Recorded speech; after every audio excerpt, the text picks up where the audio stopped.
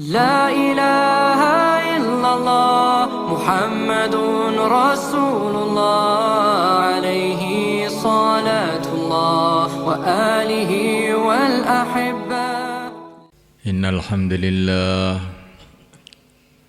نستعينه ونستغفره ونؤمن به ونتوكل عليه ونعوذ به من شرور أنفسنا ومن سيئات أعمالنا من يهديه الله فلا مضل له ومن يضلل فلا هادي له أشهد أن لا إله إلا الله وحده لا شريك له وأشهد أن سيدنا ومولانا محمدا عبده ورسوله اللهم صل وسلم وبارك عليه وعلى آله وأصحابه والتابعين لهم إلى يوم القيامة أما بعد. Hadirin dimuliakan, sebaik-baiknya perkataan adalah membicarakan keagungan Allah Subhanahu wa taala, membicarakan kehebatan Allah SWT, membicarakan kekuasaan Allah Subhanahu wa taala, pencipta yang telah menciptakan kita, menciptakan alam semesta dengan kun fayakun, jadilah maka jadi. Dialah Allah Subhanahu wa taala, tidak perlu dengan siapa saja dan apa saja. Tidak perlu dengan apa saja dan tidak perlu dengan siapa saja. Dan apa saja dan siapa saja senantiasa perlu kepadanya, kepada Allah SWT.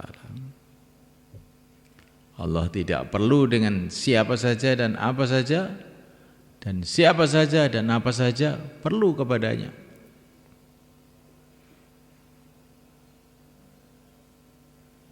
Allah tidak perlu dengan makhluknya apa saja.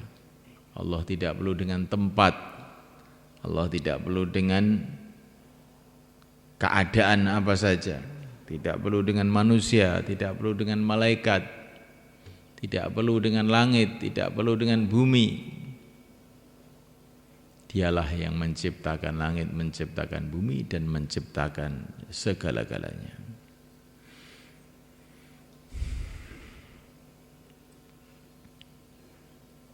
Hadirin muliakan Allah Ta'ala, bicara mengenai keagungan Allah SWT ini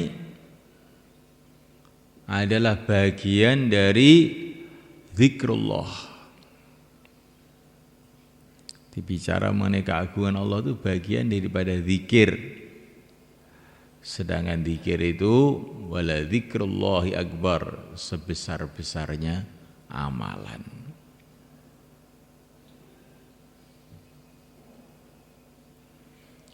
Bicara mengenai keagungan Allah SWT itu adalah juga merupakan doa. Bicara mengenai keagungan Allah itu merupakan doa. Dalam satu riwayat dikatakan bahwa kalau orang itu mengucapkan Masya Allah, Masya Allah itu maknanya segala sesuatu terjadi dengan kehendak Allah, maka seolah-olah dia ini berdoa dengan segala macam doa.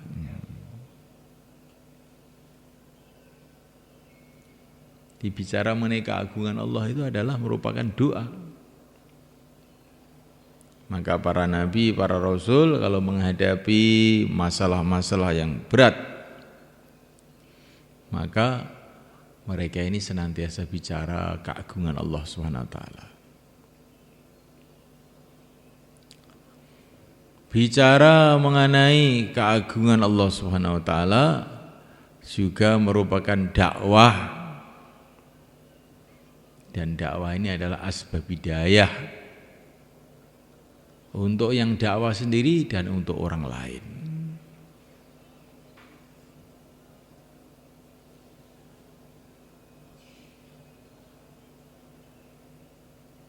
Maka penting apa enggak bicara keagungan Allah ini? Bicara mengenai keagungan Allah bagian daripada zikir pertama ini. Zikir ini sebesar-besarnya amal dengan nas Quran ini. Wala dzikrullahi akbar. Zikir kepada Allah lebih besar di segala-galanya. Bicara keagungan Allah juga merupakan doa. Maka kalau kita ada masalah apa-apa, bicara keagungan Allah SWT. Ini termasuk sebaik-baiknya doa. Dalam satu hadis dikatakan sebaik-baiknya doa adalah Alhamdulillah. Segala puji bagi Allah, yang pantas dipuji hanya Allah.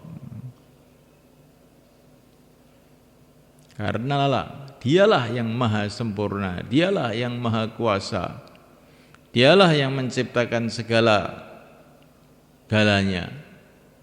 Yang pantas dipuji hanya Allah. Ini sebaik-baiknya doa. Bicara keagungan Allah juga merupakan dakwah. Dan dakwah ini adalah asbab hidayat untuk yang dakwah dan untuk orang lain. Maka bicara mengenai keagungan Allah SWT ini mesti kita jadikan amalan permanen kita, amalan terus-menerus. Insyaallah malaikat.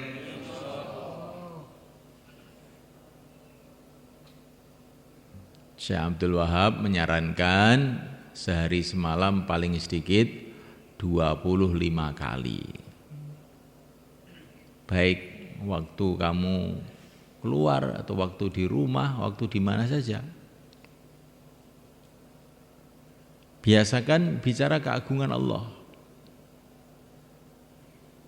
Kamu hamba Allah, saya hamba Allah, sangat berhajat kepada Allah.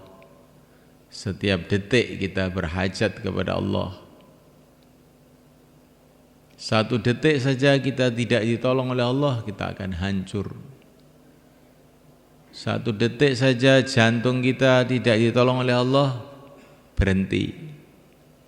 Satu detik saja mata kita tidak ditolong oleh Allah, akan jadi tidak berfungsi, jadi buta atau jadi ngantuk paling sedikit. Satu detik saja otak kita enggak ditolong oleh Allah, enggak akan bisa paham. Satu detik saja telinga kita tidak ditolong oleh Allah, kita akan jadi tuli. Satu detik saja keluarga kita tidak ditolong oleh Allah, akan berantakan.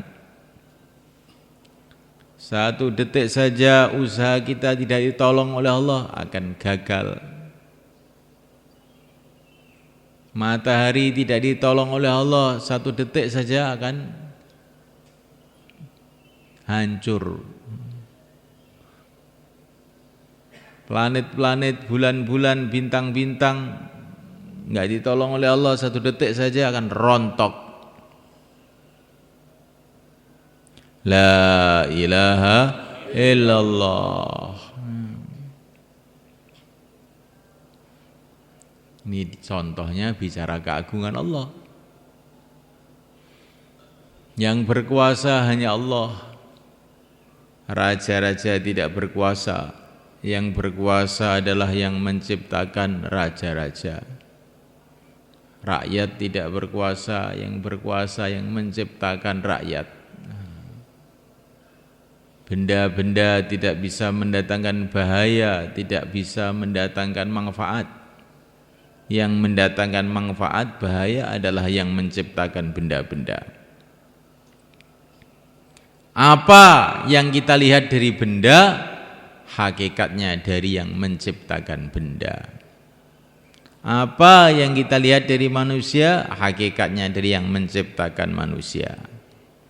Apa yang kita lihat dari dunia, hakikatnya dari yang menciptakan dunia.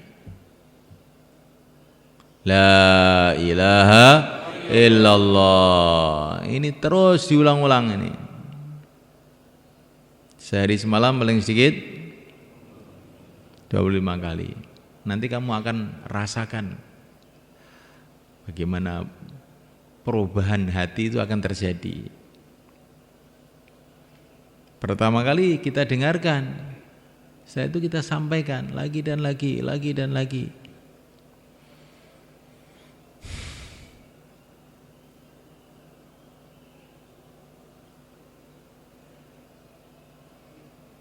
Nah, sekarang sudah dengarkan dan ganti menyampaikan 33, 44. Nah, 33, 44. Sampaikan. Apa kepentingannya bicara keagungan Allah? Nah, terus bicara. Semua bicara sampaikan. Jangan diam, bicara gantian. Nah, yang bicara ini tambah pikirnya. Kalau dengar saja, pikirnya dikit.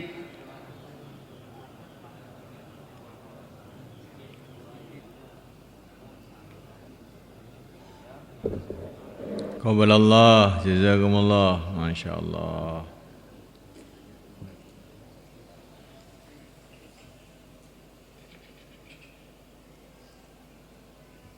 Ini termasuk amalan yang penting malaikat.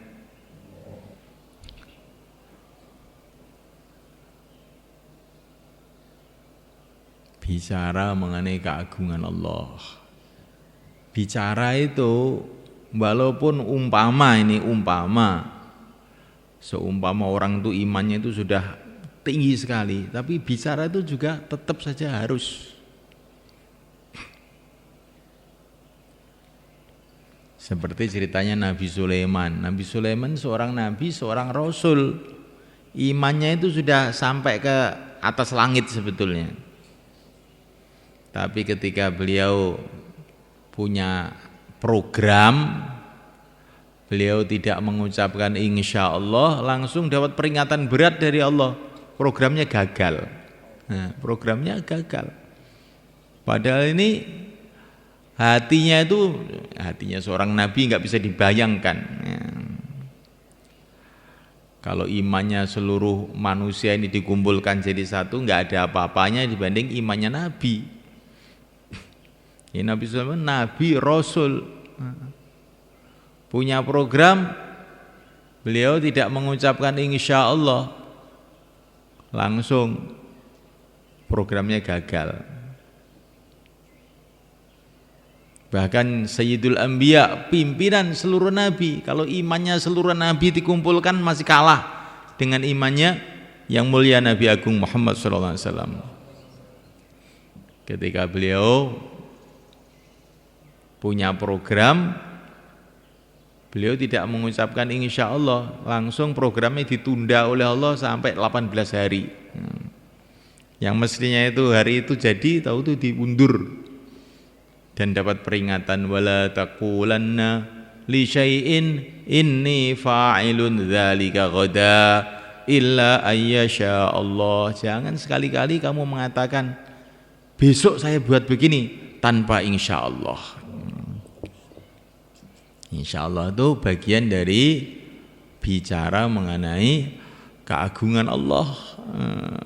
Insya Allah, bila Allah menghendaki terjadi, bila Allah tidak menghendaki ya enggak akan terjadi. Maknanya insya Allah itu begitu.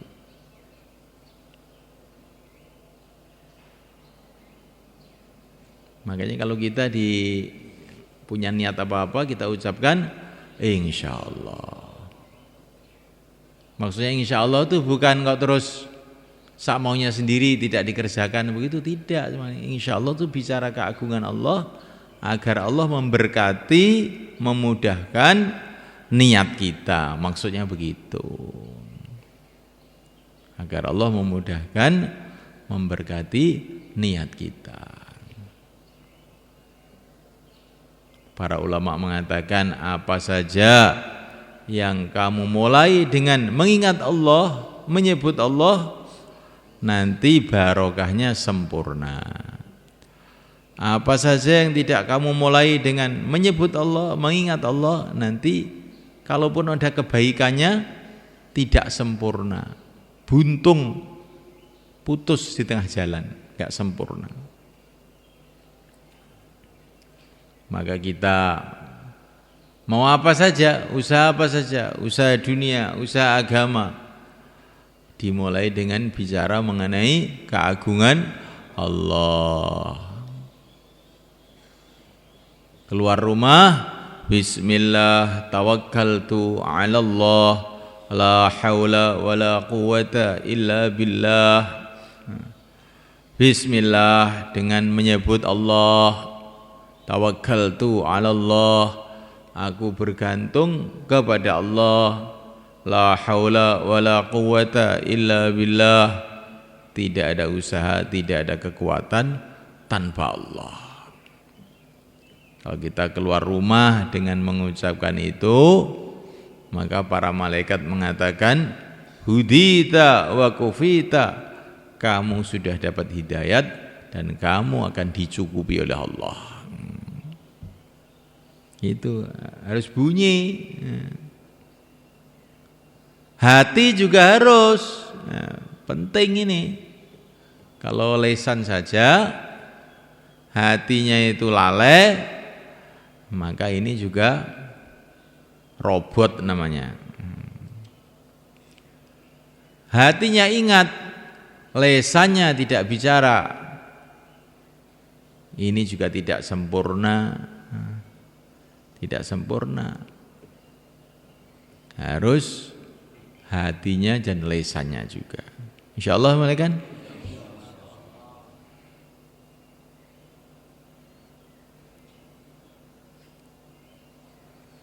Ada hujan datang, maka baginda Nabi keluar dari rumah, kemudian beliau ambil air hujan, minum air hujan itu sambil beliau mengatakan, hadza haditsu ahdi bi rabbih, ini baru saja diciptakan oleh Allah. Asalnya enggak ada loh. Jadi Nabi itu mengajari kepada kita bahwa kesempatan apa saja itu bicara keagungan Allah SWT. Ada angin, Nabi doa, ya Allah, aku mohon kepada Engkau kebaikan angin ini. Ya Allah, aku berlindung kepada Engkau dari keburukan angin ini. Ya Allah, aku minta kebaikan yang disebabkan angin ini. Insya Allah kalau kamu setiap ada angin doa begitu enggak masuk angin nanti insya Allah. Nah, kita enggak mau doa. Ada angin, oh ada angin. Ada hujan, oh musim hujan. Ada panas, oh sudah waktu ke sawah. Ada dingin, waktunya tidur. Enggak pernah bicara keagungan Allah. Ini kita jadi orang lalai. Jadilah lalai. Apa saja doa.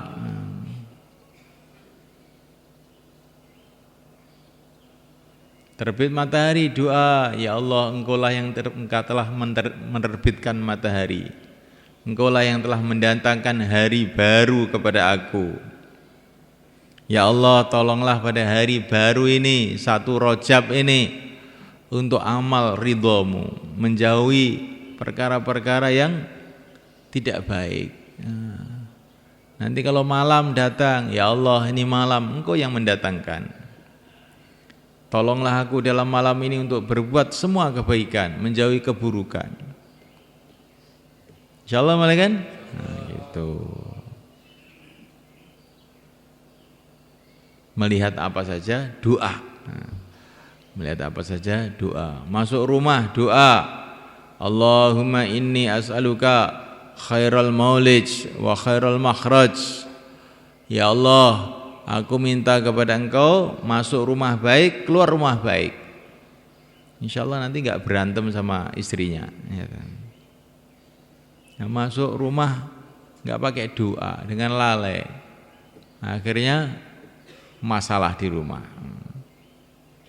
Masuk ladang doa, masuk masjid doa, keluar masjid doa, mau tidur doa, bangun tidur doa. Pokoknya setiap saat doa.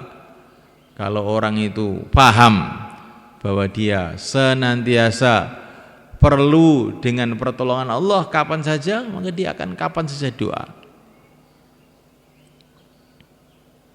Maka orang nggak mau doa itu sebetulnya orang yang lalai sebenarnya, bahaya sebenarnya kan.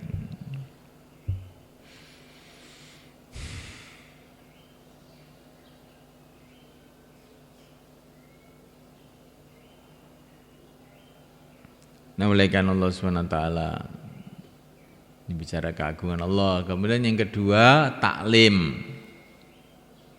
Taklim ini penting kan.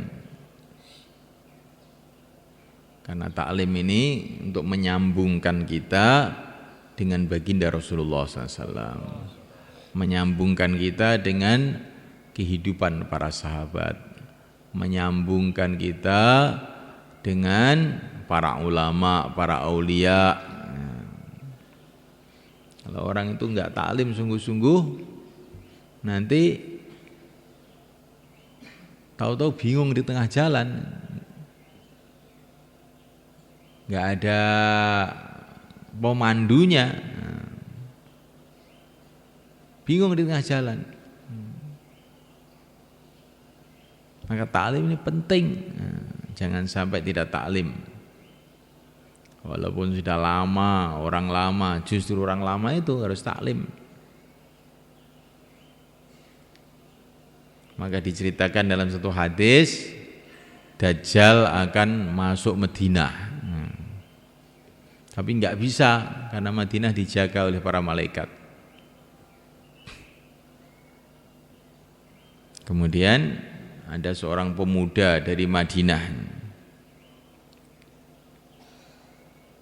ingin melihat Dajjal. Maka pemuda tadi begitu melihat Dajjal, langsung dia mengatakan, saya yakin ini bahwa kamu ini adalah Dajjal, sebagaimana yang diceritakan dalam hadis-hadis Nabi. Karena dia selalu membaca hadis-hadis Nabi tadi, sehingga melihat Dajjal itu dia tidak terkejut. Ya ini Dajjal yang diceritakan Nabi itu. Dajjal yang diceritakan Nabi, ya kamu ini. Matanya cuma satu ini.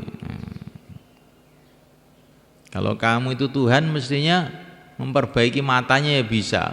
Memperbaiki matanya sendiri aja nggak bisa. Maka Dajjal marah mereka. Dia ditangkap sama Dajjal, digergaji sampai berbelah jadi dua. Setelah berbelah jadi dua, dengan teknologinya Dajjal, bangun lagi, hidup lagi.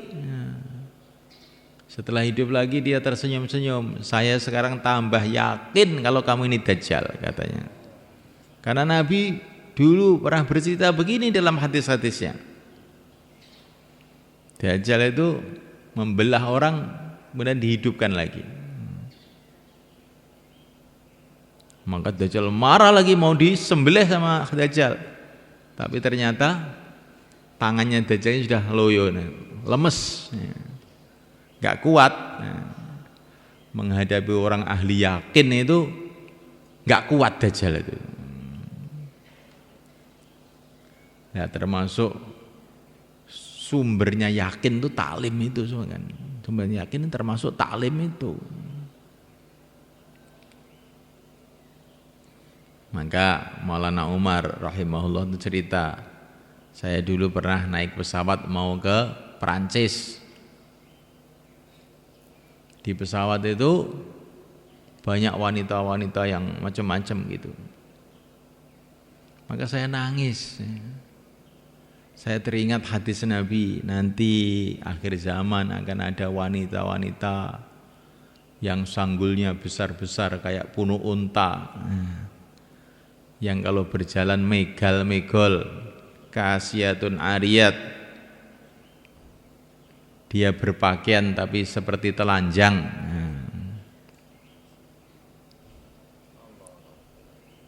Maka Maulana Umar tuh bilang, zaman Nabi yang begini tidak ada, sekarang telah jadi kenyataan.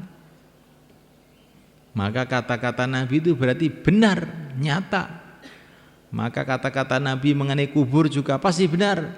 Kata-kata Nabi mengenai akhirat juga pasti benar. Mengenai surga, mengenai neraka pasti benar. Nah kan aneh mereka kan. Melihat wanita kok jadi teringat kubur, teringat surga, teringat neraka. Nah, ini fadilahnya taklim ini. Fadilahnya taklim. Ada seorang ulama pergi ke kota melihat gedung-gedung bertingkat-tingkat 10, 20 tinggi-tinggi. Maka dia teringat hadis yang dibaca di Bukhari. Termasuk tanda-tanda kiamat itu orang membuat gedung bertingkat-tingkat. Maka dia malah jadi nangis, bukan ingin punya gedung, tapi menangis, kiamat sudah dekat ini. Nah, ini kalau orang nggak pernah baca hadis Nabi, lihat gedung, hebat Petromas, 100 tingkat ini. Nah, teknologi canggih ini bukan teknologi canggih, ini tanda kiamat ini. Sehingga tidak terkesan dengan hiruk pikuknya dunia ini.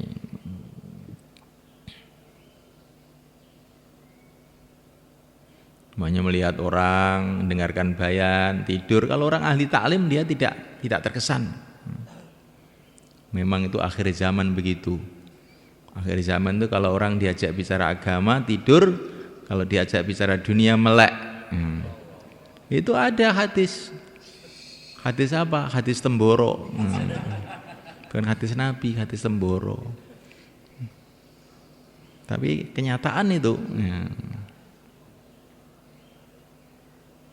Jadi semulaikan Allah SWT, taklim ini akan termasuk meningkatkan iman kita. Taklim sungguh-sungguh. Kemudian ibadah tingkatkan juga. Bukan hanya ibadah, tapi bagaimana tabattul wa tabattal ilaihi tabtila. Konsentrasi ibadah. Apalagi ini Rajab ini. Rajab ini termasuk Asyhurul Hurum. Bulan-bulan yang termulia dalam satu tahun termasuk Rajab ini. Inna iddatash syuhuri indallahi 12 syahran fi kitabillah minha arba'atun hurum, termasuk Rajab ini. Ini bulan ibadah. Bukan ibadah, jungkung ibadah, konsentrasi ibadah. Ditingkatkan semua ibadah, karena dengan ibadah itu hati kita akan tawajuh kepada Allah, iman juga akan meningkat. Kalau ibadah itu sungguh-sungguh, kalau enggak sungguh-sungguh, ibadah itu jadinya apa? Malas. Kalau sungguh-sungguh, tambah sungguh-sungguh tambah nikmat. Anehnya ibadah itu begitu sebenarnya. Kalau kita bikin ala kadarnya, tidak ada kenikmatannya. Bahkan jadinya malas, capek. Tapi kalau kita bikin sungguh-sungguh, tidak tambah nikmat. Dinikmat, zikir kok saya ini kok belum bisa nikmat, kurang lama. Coba kamu zikir berjam-jam dengan sungguh-sungguh, nanti kan jadi nikmat. Sholat saya kok kurang khusyuk gimana, kurang lama sholat kamu itu. Coba sholat 2 jam, 3 jam, nanti kan terasa bagaimana nikmatnya menghadap pada Allah. Maka Allah tidak menyuruh kita ibadah, tapi kita disuruh kita tabattul wa tabattal ilaihi tabtila, konsentrasi total dalam ibadah, baru terasa. Insyaallah kan? Kita mencangkul di sawah 8 jam. Pernah sholat 8 jam? Belum? Nah, ini berarti kalah dengan pacul sholat kita ini masih. Bagaimana akan mendapatkan hakikat sholat? Macul 8 jam, di kantor 8 jam, di pasar 8 jam, sholat 10 menit. Bagaimana bisa jadi baik sholat kita? Kemudian Malaikat Allah Ta'ala, akhlak kita dengan seluruh umat Islam kita perbaiki, karena tanpa akhlak yang baik amalan-amalan kita tidak akan diterima. Akhlaknya yang baik, insyaallah malaikat. Untuk itu kita perlu latihan untuk senantiasa bicara keagungan Allah, untuk senantiasa taklim, ibadah meningkat, akhlak meningkat. Kita latihannya pertama adalah 4 bulan. Yang mau keluar 4 bulan hari ini, silahkan berdiri ke selatan. Taqabbalallah, jazakumullah. Monggo, wis ngadeg ae. Monggo. Langsung berdiri. Enggak usah takut. Sudah banyak yang keluar 4 bulan yang enggak apa-apa kok. Ya, insyaallah. 4 bulan, 40 hari, tambah masa, sisa masa. Insyaallah semua niatnya. Insyaallah nanti jam 7 musyawarah. La ilaha illallah Muhammadun Rasulullah alaihi salatullah wa alihi wal ahibba.